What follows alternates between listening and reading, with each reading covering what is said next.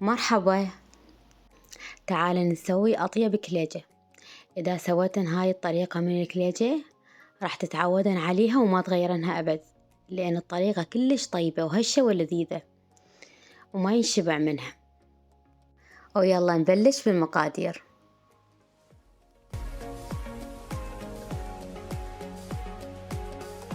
المقادير هي ضفت 9 قلاصات من الطحين، ربع قلاص حليب مجفف، نص مغلف بيكنج باودر، خاشقتين ونص من الراشي أو تلافة عادي، شوية من الهيل، وراح أخبطهن سوا.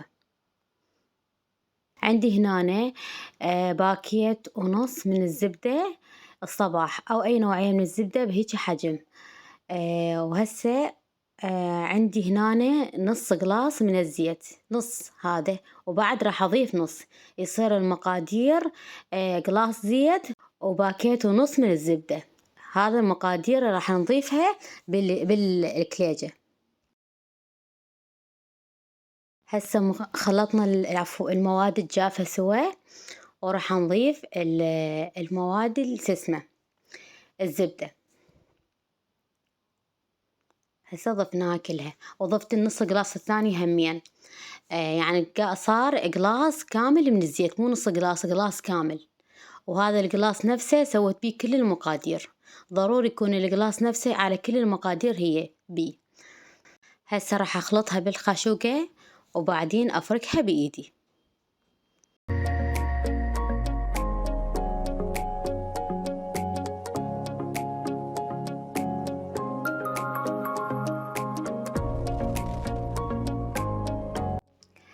عندي هنا قلاص من الماي الدافي، ضفت عليه خاشوقة من الخميرة وخاشوقتين من الشكر.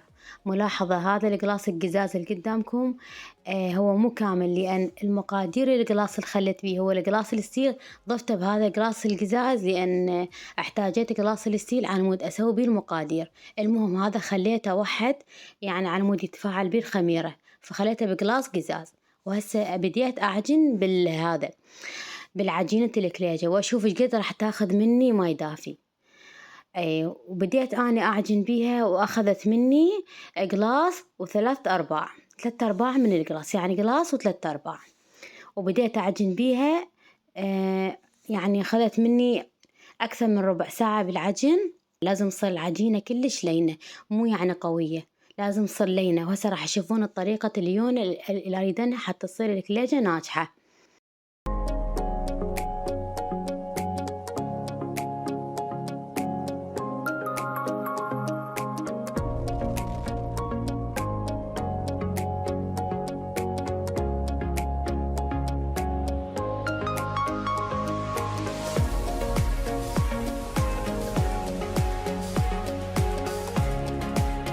هسه بديت أعجن بيها حيل، أحاول إني أعجن بيها قد ما أقدر، وبسبيل همين ما أضيف هواي مي، لأن الكليجة ما تحب المي. المهم لأن أني المقادير اللي سويتها هواي، فأخذت مني يعني مثل ما قلت لكم قلاص 3/4. شوفوها، هاي الليونة اللي أريد أنها تكون لينة، يعني مالتها تكون قوية. إذا صارت قوية ما راح تصير طيبة الكليجة، فكل ما صارت لينة كل ما تعطيك الكليجة ناجحة وطيبة. هسه بعد يعني ما خلصت العجن مالتها وطتني النتيجة اللي أريدنها، راح أخليها ترتاح وتختمر. وكل ما تخلوها تختمر كل ما يعني تصير يعني هشة ولينة. هسه اختمرت العجينة وطتني هيج ارتفاع. طبعا خليتها على راحتها أكثر من ساعة، خليتها ترتاح على ما يعني خلصت البيت وخلصت أموري كلها. قعدت هسه أسوي الكليجة، وراح أحشي الكليجة بالتمر. سهيته بالدهن وضفت شوية وياه هيل، وبعدين من برد سويته على شكل كرات حتى يسهل علي أثناء اللف بالعجينة. أنا سويت الكليجة بس بالتمر حسب طلبهم، لأن هم ما يحبون بس بالتمر، فسويت كليجة بس بالتمر. هسه بديت ألف الكليجة بهيج طريقة سويت.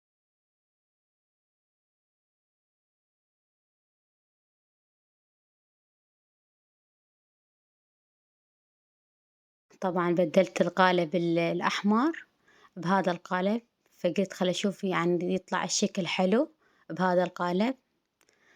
أي، وبعدين يعني ثبتت على البنفسجي، حبيت النقشة.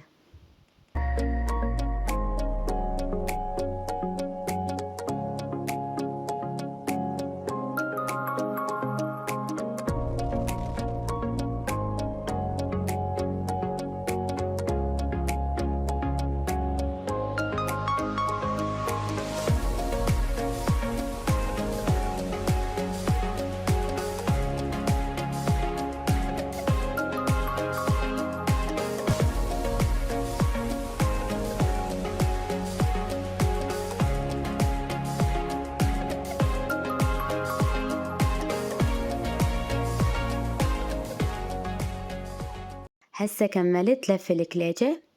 تقريبا هاي العجينة أعطتني 3 صواني مال فرن. وهسه راح أدهنها بالحليب وأخليها بالفرن. الفرن أنا محميته مسبقا، وراح أشعل النار الفرن بس من جوا، ومن أشوفها يعني بدأت تستوي من جوا أشعل نار الفوق، أصعد الصينية لفوق وأبدي أراقبها حتى ما تحترق.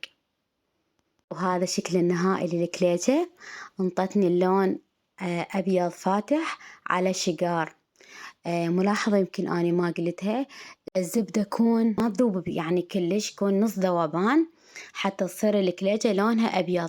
إذا ذوبتوها يعني كلش فتصير سمرة، فمن يعني واحد يذوبها نص ذوبان لا تصير الكليجة بيضة.